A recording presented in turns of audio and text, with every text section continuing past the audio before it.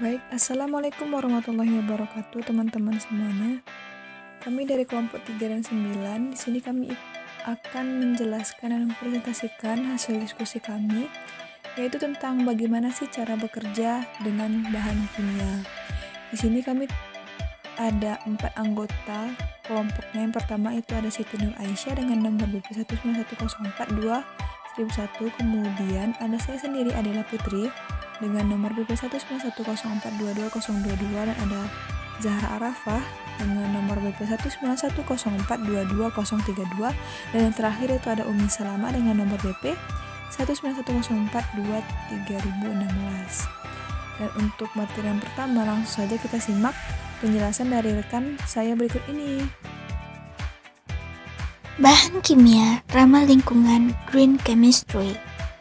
Latar belakang.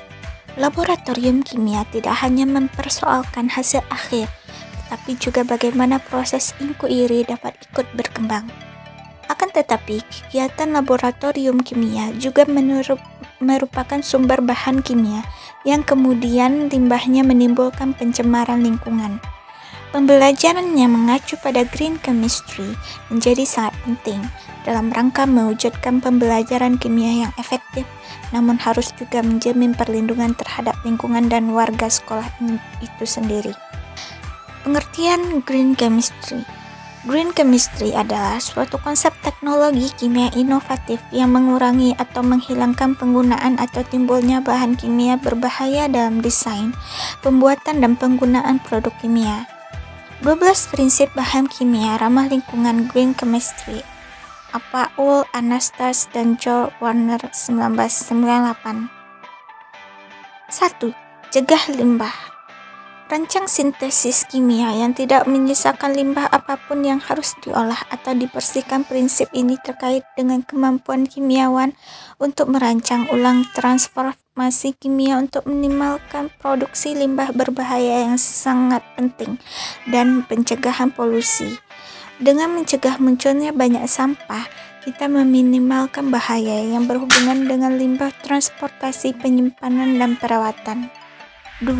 Rancang bahan kimia dan produk yang lebih aman. Rancangan produk kimia yang sangat efektif, namun hanya mengandung sedikit racun atau tidak sama sekali. Metode sintesis seharusnya didesain untuk menggunakan dan menghasilkan zat yang memiliki kadar sekecil mungkin atau bahkan tidak beracun terhadap kesehatan manusia dan lingkungan. Semaksimal mungkin diupayakan pula untuk tidak menggunakan zat tambahan, misalnya pelarut dan agen pemisah. Penggunaan pelarut biasanya mengarah ke produksi limbah. Oleh karena itu, penurunan volume pelarut atau bahkan penghapusan pelarut secara menyeluruh akan lebih baik. Pada kasus ketika pelarut diperlukan, hendaknya perlu diperhatikan penggunaan pelarut yang aman. Rancangan sintesis bahan kimia yang tidak terlalu berbahaya. Rancangan sintesis untuk menggunakan dan menghasilkan zat dengan toksitas rendah atau tidak beracun sama sekali bagi manusia dan lingkungan. 4. Gunakan bahan mentah yang dapat diperbaharui. Bila memungkinkan, transformasi kimia harus dirancang untuk memanfaatkan bahan baku yang terbarukan. Contoh bahan baku terbarukan termasuk produk pertanian atau limbah dari proses lainnya. Contoh bahan baku tak terbarukan termasuk bahan baku yang ditambang atau dihasilkan dari bahan bakar fosil, minyak bumi, gas alam, dan batu bara. 5. Gunakan katalis. Secara stoikiometri, katalis dengan selektivitas yang tinggi memang lebih unggul dalam reaksi. Katalis dapat memainkan beberapa peran dalam proses transformasi, antara lain dapat meningkatkan selektivitas reaksi, mengurangi suhu transformasi, meningkatkan tingkat konversi produk, dan mengurangi limbah reagen karena mereka tidak dikonsumsi selama reaksi. Dengan mengurangi suhu, kita dapat menghemat energi dan berpotensi menghindari reaksi samping yang tidak diinginkan. Keenam, hindari penggunaan bahan kimia derivatif. Derivatisasi yang tidak perlu penggunaan kelompok blocking, proteksi, deproteksi, modifikasi sementara proses fisika atau kimia, harus dikurangi atau dihindari karena langkah-langkah seperti ini membutuhkan reagen tambahan dan dapat menghasilkan limbah. Transformasi sintesis yang lebih selektif akan menghilangkan atau mengurangi kebutuhan untuk proteksi gugus fungsi. Selain itu, urutan sintesis alternatif dapat menghilangkan kebutuhan untuk mengubah gugus fungsi dengan adanya gugus fungsi lain yang lebih sensitif. Ketujuh, maksimalkan ekonomi atom. Ekonomi atom adalah sebuah konsep yang dikembangkan oleh Barry Frost dari Stanford University untuk mengevaluasi efisiensi transformasi kimia. Mirip dengan perhitungan hasil, ekonomi atom merupakan rasio dari total massa atom dalam produk yang diinginkan dengan massa total atom yang pada reaktan. Ekonomi atom memilih transformasi yang menggabungkan sebagian besar bahan awal ke dalam produk lebih efisien dan meminimalkan limbah. Gunakan pelarut dalam kondisi reaksi yang lebih aman. Hindari penggunaan pelarut, bahan pemisah, atau bahan kimia tambahan lainnya. Jika bahan ini diperlukan, gunakan bahan kimia yang tidak berbahaya. 9. Tingkatkan efisiensi energi. Kebutuhan energi dalam proses kimia harus diakui berdampak pada lingkungan dan ekonomi, sehingga perlu ada upaya efisiensi energi. Jika memungkinkan, metode sintesis dan pemurnian harus dirancang untuk suhu dan tekanan ruang sehingga biaya energi yang berkaitan dengan suhu dan tekanan yang ekstrim dapat ditekan. Jalankan reaksi kimia pada suhu ruangan dan tekanan bila memungkinkan. Selanjutnya, desain produk yang terdegradasi. Produk kimia seharusnya didesain hingga pada akhir fungsinya nanti dapat terurai menjadi produk terdegradasi yang tidak berbahaya ketika dilepaskan ke lingkungan. Disinilah arti pentingnya sintesis biomaterial sehari-hari yang biodegradable, misalnya biopolimer dan plastik ramah lingkungan. 11. Analis real-time untuk mencegah polusi. Selalu penting untuk memonitor kemajuan reaksi untuk mengetahui kapan reaksi selesai atau untuk mendeteksi munculnya produk samping yang tidak diinginkan. Bila memungkinkan, metodologi analitis harus dikembangkan dan digunakan untuk pemantauan setiap saat real time pada proses dan kontrol yang meminimalkan pembentukan zat berbahaya. Batasi potensi terjadi kecelakaan. Salah satu cara untuk minimalkan potensi kecelakaan kimia adalah memilih pereaksi dan pelarut yang memperkecil potensi ledakan, kebakaran, dan kecelakaan yang tak disengaja. Risiko yang terkait dengan jenis kecelakaan ini kadang-kadang dapat dikurangi dengan mengubah bentuk, baik itu padat, cair, dan gas, atau komposisi dan reagen. Fokus utama green chemistry. Pertama, rute alternatif proses sintesis yang didasarkan pada efisiensi atom dapat dicapai dengan pemakaian katalis, biokatalis, proses sintesis alami. Kondisi reaksi alternatif yang didasarkan pada pemakaian pelarut yang mempunyai dampak kecil terhadap lingkungan, menaikkan selektivitas dan menurunkan jumlah limbah dan emisi yang dihasilkan. Ketiga, desain. Penggunaan dan produksi bahan kimia yang relatif tidak toksik yang bisa menurunkan potensi kecelakaan. Keempat, pemakaian bahan dasar reagen yang bisa meninggalkan ketergantungan pada bahan bakar minyak. Kelima, evaluasi bahaya yang ditimbulkan oleh proses kimia, produk kimia, dan reagen serta produk samping. Berikut adalah contoh bahan kimia ramah lingkungan. Bahan kimia toksik antara lain kloroform dapat diganti dengan heksana. Bahan kimia toksik karbon tetraklorida dapat diganti dengan heksana. Bahan kimia toksik 1,4 dioksan itu dapat diganti dengan THF atau tetrahydrofuran. Selanjutnya, bahan kimia benzena dapat diganti dengan sikloheksana atau toluena. Bahan kimia toksik silena itu dapat diganti dengan toluena 2-butanol itu dapat diganti dengan 1-butanol, dan p-diklorobenzena itu dapat diganti dengan naftalena, asam stearat, dan asam laurat. Tips membeli bahan kimia aman untuk industri. Semakin tinggi kebutuhan masyarakat akan bahan kimia, hal ini juga mengakibatkan banyaknya distributor bahan kimia yang bermunculan di pasaran. Hadirnya penjual yang menyediakan grosir bahan kimia diharapkan dapat mempermudah kegiatan industri. Namun sebagai pembeli, tentu saja Anda harus cermat sebelum membeli.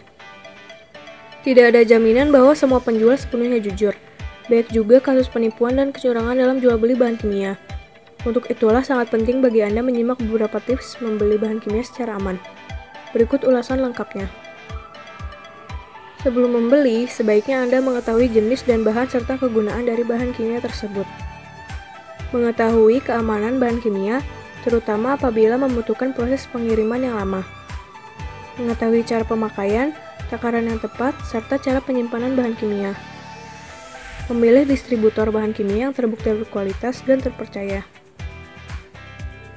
Melihat review dari pembeli sebelumnya untuk memastikan bahwa produk-produk yang dijual benar-benar berkualitas. Okay, the next is about bekerja dengan zat toksisitas tinggi. Nah, apa sih itu toksisitas? Nah, toksisitas sendiri itu berasal dari kata dasarnya toksik, yang berarti racun. So, toksisitas yaitu kemampuan zat toksik untuk menimbulkan cedera dan kerusakan sistem biologis, khususnya pada makhluk hidup. Nah, toksisitas tidak mempunyai arti yang jelas tanpa menyatakan. Pertama, kuantitas zat toksik yang masuk ke tubuh. Kemudian, cara dan frekuensi masuknya ke dalam tubuh. Kemudian, tipe dan tingkat cedera serta waktu yang diperlukan untuk menimbulkan cedera tersebut. Nah, toksisitasnya suatu bahan atau zat ini dapat diketahui berdasarkan angka LD50 atau lethal dose 5D, yaitu dosis banyaknya zat racun yang diberikan ke sekelompok binatang percobaan sehingga menimbulkan kematian 50% terhadap binatang tersebut. Nah, LD50 ini biasanya dinyatakan dalam satuan bobot racun per satuan bobot binatang percobaan, yaitu mg per kilogram berat badan. Nah, di mana makin kecil angka LD50 ini, maka makin toksik zat tersebut. Nah, LD50 ini biasanya kan seperti biasanya itu hewan uji yang digunakan itu adalah tikus, di mana dosis toksikan yang mematikan terhadap 50% terhadap populasi hewan uji. Nah, dapat kita lihat di sini, mana tikus yang populasinya awalnya itu ter-6. Nah, itu saat diujikan itu hanya tinggal separuh dari populasi tikus saja yang hidup. Inilah yang dimaksud dengan 50% tersebut. Nah, kemudian jika kita lihat pada kurva dosis efek atau responnya, umumnya ini datanya disajikan dalam bentuk kurva yang menggambarkan hubungan antara dosis dengan efek dalam presentasi kumulatif pada hewan uji tersebut. Dapat kita lihat kurvanya yang landai seperti ini. Kemudian toksisitasnya suatu zat itu dapat diklasifikasikan berdasarkan LD50-nya. Dapat kita lihat pada tabel berikut, di mana kalau paling rendah itu racun super, yaitu angka LD50-nya kecil dari 5. Contohnya nikotin, di mana seperti yang saya jelaskan sebelumnya, makin kecil angka LD50-nya, maka akan semakin toksik suatu zat tersebut. Nah, sedangkan yang paling rendah itu masuk kategori tidak beracun, itu besar dari 15.000, contohnya itu glikol. Nah, gimana sih penanganan dari zat-zat toksik ini? The first is mixing, stirring, heating, and moving are carried out in a special room or tamarind cupboard. And then using protective equipment such as masks, gloves, and respirators. respirators that are suitable for the material being handled by the armor or lab coat etc. Then not allowed to smoke, drink, and eat in the workroom or laboratory.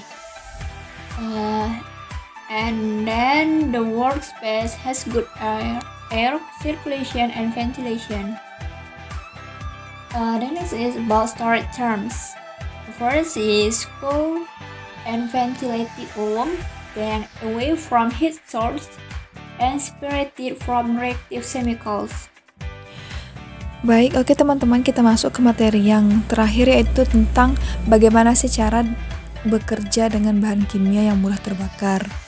Jadi teman-teman, ketika kita ingin bekerja di suatu laboratorium yang notabene-nya itu berkutat dengan zat kimia, terutama dengan zat kimia ataupun bahan kimia yang mudah terbakar ini, suatu hal yang paling penting kita ketahui yaitu sebelum kita memasuki suatu laboratorium, maka kita sebelumnya itu harus sudah mengetahui jenis-jenis zat ataupun jenis-jenis senyawa ataupun bahan kimia yang bersifat mudah terbakar.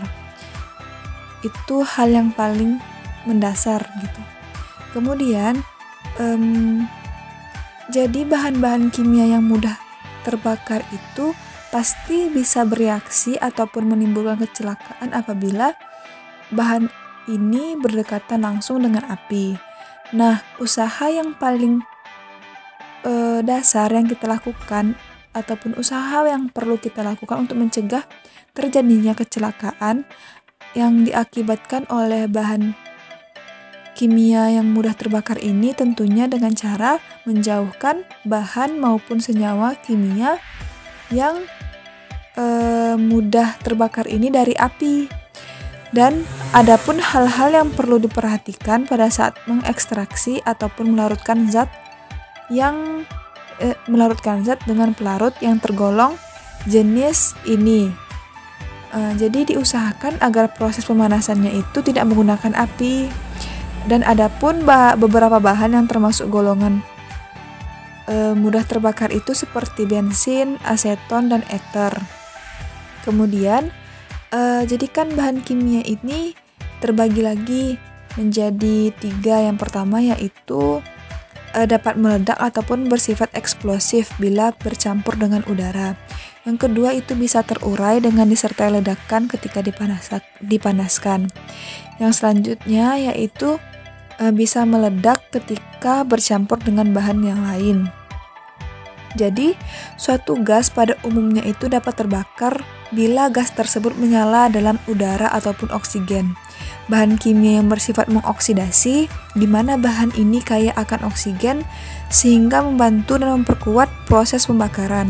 Karena sama-sama kita ketahui, proses pembakaran ataupun reaksi pembakaran itu kan pasti berkaitan ataupun pasti terdapat O2 di dalamnya gitu. Jadi beberapa dari bahan tersebut melepaskan oksigen pada suhu penyimpanan, sedangkan pada yang lainnya diperlukan pemanasan. Bila wadah tersebut rusak, isinya mungkin dapat bercampur dengan bahan yang mudah terbakar sehingga dapat memulai nyalanya api. Nah, jadi gini, maksudnya itu gini.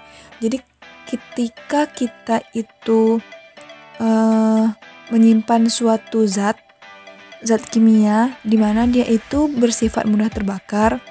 Jadi hal yang perlu kita perhatikan itu adalah wadah penyimpanannya gitu.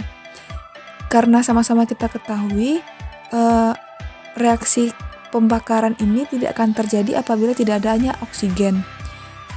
Jadi ketika wadah untuk zat kimia yang mudah terbakar ini itu rusak, otomatis nantinya zat tersebut dapat bereaksi langsung dengan oksigen, dan apabila itu dipicu juga dengan terjadinya pendekatan dengan api gitu kan, nah berarti pasti nanti itu bisa jadi terjadinya kecelakaan yang sama-sama kita tidak inginkan. Seperti itu teman-teman.